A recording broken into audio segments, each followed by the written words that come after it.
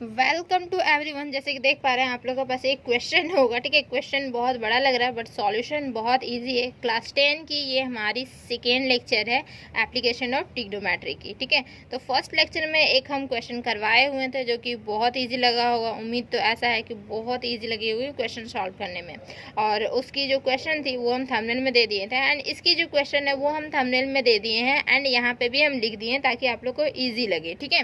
तो जिनके पास अगर एनसीईआरटी की बुक है तो वो निकाल के देख सकते हैं। एग्जाम्पल नंबर 2 है, ठीक। एंड 3 भी करवाएंगे इसी वीडियो में। एग्जाम्पल 2, 3 बहुत इजी है। क्वेश्चन को चलिए पढ़ते हैं और अच्छे से समझते हैं, और आप लोग जल्दी से नोट डाउन कर लीजिए क्वेश्चन को। देखिए इसकी सॉल्यूशन जो होगी ना वो किस तरीके से बनेगी।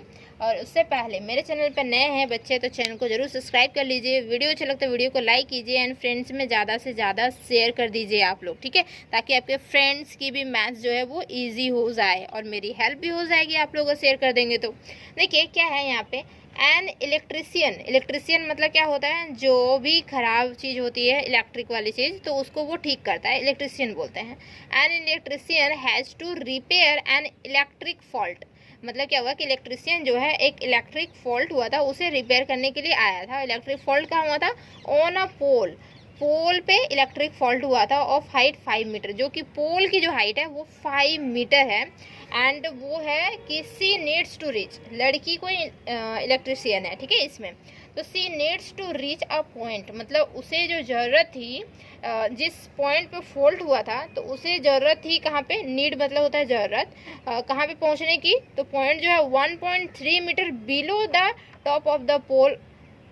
मीन्स क्या हुआ कि देखिए यहाँ पे समझते हैं कि पोल कहीं तो खड़ा होगा, हॉरिजॉन्टल लाइन में ही कहीं पोल खड़ा होगा। तो मान लेते हैं कि पोल इस तरीके से कहीं खड़ा था जो कि 5 मीटर का है हमारा पोल टोटल, ठीक है। उसे जो ज़रूरत है वो कहाँ ज़रूरत है, तो नीड्स टू रीच 1.3 मीटर नीचे बिलो द टॉप मतलब क्या हुआ कि ये जो पोल का टॉप है उससे 1.3 मीटर नीचे ही उसको पहुंचने की ज़रूरत है, ठीक है। मतलब एग्जैक्टली देखा जाए तो 5 में माइनस करेंगे 1.3, ठीक। तो जो भी हमारा आंसर आएगा उसी में वो पहुंचेगी, मतलब 3.7 मीटर की दूरी पे ही कहीं फॉल्ट होगा, ठीक है। मान लेते हैं कि यहाँ पे जो होगा वो 3.7 मीटर की दूरी पे कहीं फॉल्ट होगा, तो वहीं पे इसको यहीं पे पहुंचने की ज़रूरत है, ठीक है। बिलो दे देखिए टॉप ऑफ द पोल और टू अंडरटेक द रिपेयर, ठीक है, रिपेयर करने के लिए। तो यहाँ पे मान लेते हैं कि कहीं जरूरत पड़ेगा 3.7 मीटर यहाँ पे आ रहा है, ठीक। What should be the length of the ladder. Ladder मतलब क्या होता है, सीढ़ी होता है। जब वो पोल को रिपेयर करेगी, मतलब पोल में कहीं फॉल्ट रहेगा, रिपेयर करेगी तो उसको सीढ़ी की जरूरत पड़ेगी, तभी तो जाके चढ़ेगा, है ना। तो मान लेते हैं कि सीढ़ी इतना बड़ा ना बना के, सीढ़ी देखिए इस तरीके से होगा। सीढ़ी जो है ना इस तरीके से लगेगी क्योंकि फॉल्ट जहाँ तक होगा वहीं तक जाएगा ये सीढ़ी, ठीक है। तो यहाँ पे कुछ इस तरीके से हमारा बन के आएगा। तो ये हमारा हो गया लेडर जो कि सीढ़ी हो गया, और ये जो है 5 मीटर तो पूरा कम्प्लीटली था, ठीक है। तो 5 में ये जो हमारा बचा वो कितना बचा, ये 3.7 हुआ, और ये 1 पॉइंट हमारा 3 हो गया। तो टोटल मिला के देखिए 5 मीटर हो गया, ठीक है। ये सीढ़ी है और ये तो हमारा हॉरिजॉन्टल लाइन तो है ही, ठीक है। और ये पोल पूरा कम्प्लीटली हाइट 5 मीटर है, ठीक। तो आप ऐसे भी लिख सकते हैं, यहाँ से 5 मीटर, यहाँ से यहाँ तक, ठीक है, यहाँ से यहाँ कर सकते हैं, ऐसे 5 मीटर लिख सकते हैं, ठीक। एंड अब क्या बोला है कि ये लेडर का निकालना है values, and when incline at angle 60 degree, जब वो है टू द हॉरिजॉन्टल। मतलब क्या हुआ कि एंगल ऑफ एलिवेशन, इंक्लाइन मतलब होता है एंगल ऑफ एलिवेशन, ठीक है। इंक्लाइन कहना मतलब 60 डिग्री पे वो सीढ़ी जब लगा होगा ना तभी निकालनी है कि, सॉरी हाँ, 60 डिग्री पे जब सीढ़ी लगा होगा तभी सीढ़ी की ये डिस्टेंस निकालनी। बोले ना कभी कभी ये डिस्टेंस निकालना रहता, कभी ये डिस्टेंस निकालना रहता, कभी उस अगर पोल का ही डिस्टेंस बोल देता, ठीक है, कुछ भी बोल सकता है क्वेश्चन में। तो क्वेश्चन को रीड करना होगा और समझना होगा, बस मेन हो जाती है यहाँ पे हाइट एंड डिस्टेंस में क्वेश्चन को समझना। जैसे क्वेश्चन समझेंगे बहुत ईजी बन जाएगा क्वेश्चन, ठीक। तो देखिए यहाँ पे बोला है ये जो है ये 60 डिग्री का एंगल बना रहा है, ठीक है। 60 डिग्री के एंगल के थ्रू ये क्या करेगा, सीढ़ी लगाएगा एंड देन वहाँ पे रिपेयर करेगा। तो अब आई बात, इसमें हम लोग वैल्यूज पुट आउट कर सकते हैं, खुद से ले सकते हैं ए बी सी डी। जैसे कि हुआ, हम मान लेते हैं कि वैल्यू हमारा ए यहाँ है, दिस इज बी यहाँ है, this is C and this is D ले सकते हैं, ठीक है। ए बी सी डी इस तरीके से ले सकते हैं। देन उसके बाद देखिए एक्चुअली में क्या करना होगा, हमें यहाँ पे लिखनी होगी, और यहाँ पे बोल दिया गया टेक करना √3 इक्वल टू 1.73, मतलब √3 जहाँ आएगी 1.73 हम वैल्यू लिखेंगे, ठीक है। क्लियर, समझ में आया। एंड 60 डिग्री हॉरिजॉन्टल ऑल्सो बोला है how far from the foot of the pole should see place the foot of the ladder, मतलब बोला है कि ये डी सी को भी फाइंड आउट करनी है। बोला ये है कि ऑल्सो फाइंड आउट करनी है कि पोल से जो सीढ़ी की जो दूरी है, तो उसके पोल का फुट से जो सीढ़ी की जो दूरी है वो कितने डिस्टेंस पे रखी गई है। ठीक है, मतलब ये भी फाइंड आउट करनी है और ये भी फाइंड आउट करनी है, दो चीज़ फाइंड आउट करनी है इसमें, इस क्वेश्चन में। तो उम्मीद है कि क्वेश्चन क्लियर हो गया होगा, क्वेश्चन की क्लियर होना चाहिए। ठीक है, क्वेश्चन अगर क्लियर हो जाए ना तो वीडियो को जरूर एक लाइक कर दें। ठीक, देन देखिए यहाँ पे सॉल्यूशन में कैसे लिखेंगे, तो सॉल्यूशन में लिखेंगे ना, लेट क्या है कि हमारा ए सी जो है B a pole of length कितना है 5 मीटर लेंथ ले लिए। ठीक है, क्लियर। एंड उसके बाद क्या लेते हैं 5 मीटर लेंथ एंड करके लिखिए बी सी मतलब क्या हुआ कि वो हमारा रिपेयर हो रहा है जहाँ पे, तो बी सी अगर वैल्यू निकालते हैं दिस इज इक्वल टू क्या होता है ए सी माइनस यहाँ पे ए बी हो जाएगा, जो कि हमारा क्या होगा ए सी मतलब 5 minus 1.3 this is equal to 3.7 निकल जाएगा, बी सी की वैल्यू 3.7 निकल गया। ये फॉर्मेशन लिखनी होगी आपको। ठीक है, एंड ऑल्सो एंगल ऑफ क्या B D C this is equal to 60 degree का एंगल बना रहा है, एंगल ऑफ एलिवेशन बना रहा है। ठीक, जो हमने यहाँ फॉर्मेशन डाला ना वही सेम यहाँ लिखना ही लिखना है।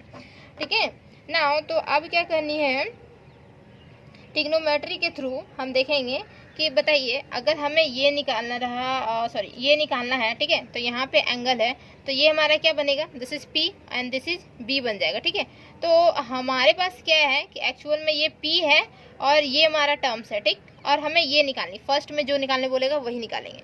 तो ये हमारा टर्म्स है और ये निकालनी है, तो ये हमारा P है और H है, तो P बाई H देखा जाए तो कहाँ पे साइन में आता है क्या, P बाई H साइन में आता है, साइन 60 डिग्री लिखेंगे this is equal to P by H हो जाएगा, होगा कि नहीं होगा सो बताइए, P बाई H होना चाहिए। नाउ हम जानते हैं क्या sine 60 degree equal to P by H। ठीक है, और P बाई H मतलब क्या हुआ, P जो है हमारा वो क्या है BC, बाई में क्या है H मतलब क्या हुआ BD बोल सकते हैं। ठीक है, then this is equal to BC का वैल्यू है हमारे पास 3.7 और यहाँ पे BD का वैल्यू तो यही तो निकालनी है BD मतलब, और साइन 60 डिग्री मतलब क्या हो गया, यहाँ पे आप यहाँ पे लिख सकते थे डायरेक्टली लिख सकते हैं। ठीक है, साइन 60 डिग्री का वैल्यू क्या हुआ, साइन 60 डिग्री का वैल्यू आप लोगों को पता होना चाहिए √3/2 this is equal to 3.7 by में BD, ये हुआ क्या देख लीजिए। ठीक है, एक्चुअली में नहीं दिख रहा होगा, थोड़ा सा मैं नीचे कर देती हूँ, देखिए BD लिखा हुआ है। ठीक है, दिस इज BD एंड ये जब सॉल्व करेंगे तो क्या हो जाएगा, ये सॉल्व करेंगे दिस इज BD का ही वैल्यू निकालनी है। ठीक है, और यहाँ पे ये हमारा डिनोमिनेटर में आ जाएगा, दिस इज क्रॉस मल्टीप्लाई हो जाएगा, तो यहाँ पे 2 मल्टीप्लाई विथ 3.7 एंड डिनोमिनेटर में क्या होगा √3 हो जाएगा, ये दिख रहा है। ठीक है, √3 आ जाएगा, यहाँ पे देखिए ऐसे है 2 मल्टीप्लाई विथ, देखिए 2 multiply with this one and ये यहाँ क्रॉस मल्टीप्लाई हो जाएगा तो √3 ये इधर डिनोमिनेटर में आ जाएगा। देन इसके पास जो वैल्यूज आएगी इसको हम इरेज कर दे रहे हैं। ओके, क्वेश्चन को इरेज कर रहे हैं तो और अच्छे से लिख दे रहे हैं। देखिए क्वेश्चन बहुत ईजी रहती है, BD equal to 2 multiply with 3.7 and denominator में √3 आ जाएगा। ठीक है, यहाँ पे लिख दिए this is and BD equal to यहाँ पे क्या हो जाएगा मल्टीप्लाई करेंगे एंड डिवाइड करेंगे, तो और √3 का वैल्यू भी लेना था 1.73 लेना था। ठीक है, तो अप्रोक्स अगर इसका वैल्यू देखिएगा तो यहाँ पे आता है 4.28 मीटर आ जाती है, अप्रोक्स आती है। ठीक है, क्लियर। तो ये आप लोग देख लीजिएगा, ये कैलकुलेशन करने के बाद इतनी ही आएगी, तो जो कि हमारी क्या हो जाती है this is the length of ladder बोल सकते हैं, hence the length of ladder is कितना हो जाएगा 4.28 मीटर। अब क्या निकालनी है, ये डिस्टेंस निकालनी है, डिस्टेंस जो होगी मतलब क्या हुआ कि DC का वैल्यू निकालना है। तो DC का वैल्यू आप कैसे निकाल सकते हो बताइए, इजी है। अगर आप 10 वाले टर्म्स लेते हो, 10 का लीजिए या कॉट का लीजिए, तो यहाँ 10 वाले टर्म्स लेते हो तो क्या हो जाएगा, ये P तो जानते हैं क्योंकि यहाँ डिस्टेंस है, सॉरी यहाँ एंगल है, तो यहाँ P हो जाएगा और ये क्या हो जाएगा हमारा B हो जाएगा। ठीक है, नाउ 10 60 डिग्री है ना, 10 60 degree, this is equal to क्या होता है P बाई बी। 10 मतलब this is P by B होता है। P बाई B मतलब P क्या हुआ BC, बाई में B मतलब क्या हुआ DC। ठीक है, 10 60 डिग्री का जो वैल्यू होता है वो √3 होता है। दिस इज इक्वल टू क्या होगा BC का जो वैल्यू है हमारे पास क्या है 3.7 है एंड ये हमारा DC हो गया। एंड DC का वैल्यू इजीली निकल जाएगा, देखिए बहुत इजी हो गया है ना। दिस इज इम्प्लाइज करेगा DC, दिस इज 3.7, डिनोमीटर में हमारा √3 और √3 का वैल्यू है हमारा, ठीक है 1.73 है। तो क्या हो जाएगा, इसको जब हम लोग सॉल्व कर देंगे तो रिजल्ट हमारा निकल के आएगा 2.14 मीटर अप्रॉक्स। ठीक है, तो डिस्टेंस जो हो गई वो क्या हो गया 2.14 मीटर हो जाएगा। ठीक है, क्लियर, समझ में आ गया, दिस इज द आंसर। तो ये हमारी आंसर हो जाती है। तो उम्मीद है कि बहुत अच्छे से क्लियर हुआ होगा ये क्वेश्चन, है ना। बहुत अच्छा से लगा ना क्वेश्चन बनाने में, बहुत इजी भी था, बस क्वेश्चन को समझना था और उसका आंसर निकालना था डायरेक्टली। ठीक है, तो थैंक यू सो मच यहाँ तक बने रहने के लिए। चैनल को जरूर सब्सक्राइब कर लें, वीडियो को लाइक कीजिए एंड शेयर कर दीजिए फ्रेंड्स में दबा के। ओके, अब हम लोग मिलेंगे नेक्स्ट लेक्चर में, लेक्चर 3।